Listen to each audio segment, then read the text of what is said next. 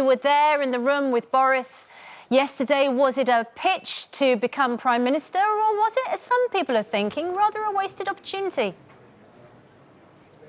I thought he was brilliant. I can't remember an occasion where I've sat and listened to a colleague speak and go out the room feeling happier and buoyed up. I mean, he was brilliant yesterday, and I of course agree that Chequers should be chucked, and he exposed the flaws in Chequers, and he did it in a way with good humour, and I thought it was very, very good.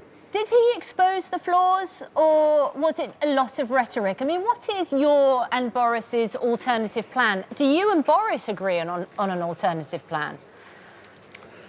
Well, I think most people, well, actually, we agree with what the Prime Minister said before Chequers, was that when we leave the EU, we're ending the free movement of people. We're not going to pay billions and billions of pounds each and every year to the European Union. We're going to make our own laws in our own country, governed by, judged by our own judges. And that's something that everyone got behind. But of course, Chequers doesn't deliver that. And I think what most people want what Conservative supporters want is a free trade deal, a comprehensive free trade deal, which is sometimes called Canada plus, plus, plus. And I think that's hopefully what we might get to, and that's what we're trying to persuade the Prime Minister is the best option.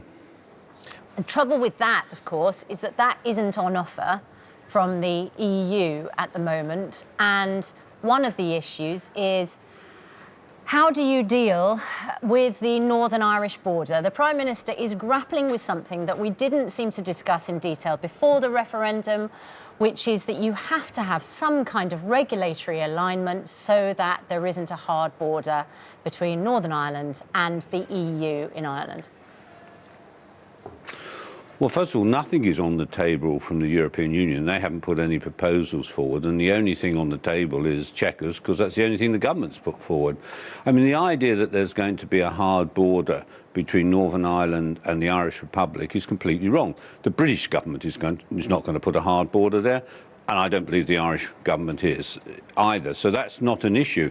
And of course, I think the European Union only last week accepted that you could have a border between the United Kingdom and effectively the European Union, which was dealt with by technology. I mean, their problem is they want it down the Irish Sea, which is absurd.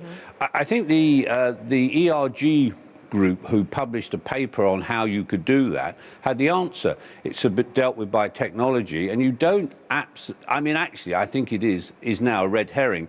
And I think if the Prime Minister said, right, we're going for a comprehensive free trade agreement, we're not going to build a hard border in Northern Ireland, so let's get on with it, lads. The response from people who work in technology and IT systems and all this sort of thing, this is Sadma McCarthy, who leads the Centre for Irish and European Security. She's worked in European biometrics and a number of IT roles for big companies. She said, neither I nor my colleagues are aware of any instance in which a solution such as technologically advanced border would actually work, that is envisaged by these politicians of Brexit, has been established anywhere in the world. Anything like this would be incredibly expensive, problematic. There are plenty of snake oil skin salespeople out there who might tell you otherwise. The fact remains, it's just not feasible. Are you a snake oil salesman? Well, I'm not an expert in this area, but I've listened to lots of experts who say completely... But Peter, she is an expert in this area, and she's saying it's not happening anywhere, it's just not feasible. There are experts who will say that it's absolutely feasible. 65% of the exports from Northern Ireland go to the rest of the United Kingdom. And stuff that goes from Northern Ireland to Southern Ireland, well, let's see, you know, the cow that produces the milk does that every day. It goes on the same lorry. It goes to the same refinery in the Irish Republic. That happens all the time. So there's no problem. And a very, very small proportion of goods that go through the border actually finish up in continental European Union. So there really isn't an issue there. And obviously, the people have decided in the referendum what they want, which is to come out of the European Union. And we've got to get on and deliver that. And we really... I think too many people are putting obstacles in the way that don't really exist. Or perhaps they do exist, and other people are just ignoring them because that's convenient for the argument. Well, this is what you can believe who you wish on this. I personally don't think there is a problem, and the fact is, we delegated to the British people the decision to leave. The British people voted by a large majority to leave the European Union, and the government's got to get on and do it. I just wish there were more people at the top of government who actually believed in Brexit. Well, that might be our problem. Brexit is a great opportunity. That's a really interesting point, because, of course, the Prime Minister has been asked if she believes in Brexit. The Chancellor has been asked if he believes in Brexit. They're all being asked now, as former Remainers, whether they now believe in Brexit. What they say is they believe in democracy and delivering Brexit, because that's what the country voted for.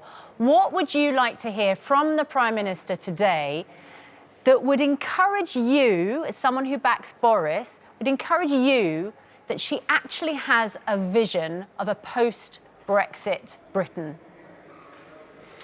Yeah, I would love the Prime Minister to come out and expound the virtues of Brexit and said, actually now, if there was a referendum, I'd vote for Brexit because I now understand all the advantages of it. And by the way, the European Union has been so awkward over Chequers that unfortunately I'm going to have to drop that plan and I'm going to move towards a free trade deal. And by the way, European Union, if you don't like that, we'll come out on WTO rules. And by the way, the 39 million quid you think you're getting out of us taxpayers, actually we're going to keep it in this country and spend on our own public services. Wow, that would be some barnstorming speech she would give, of course. I assume you'll have some cough sweets on hand, Peter, just in case. Speech as Boris made. And you'll have some cough sweets on hand, just in case, Peter? Yeah, well, I'll be there standing and cheering. And I've always said, if Theresa May delivers the Brexit the people voted for, she will lead us into the next general election. And by the way, we'll build a statue to her in Wellingborough. There you go, crikey, a statue in Wellingborough. I'm sure that will sell it to her. Peter Bone, thanks very much indeed. Enjoy the speech today. Thank you.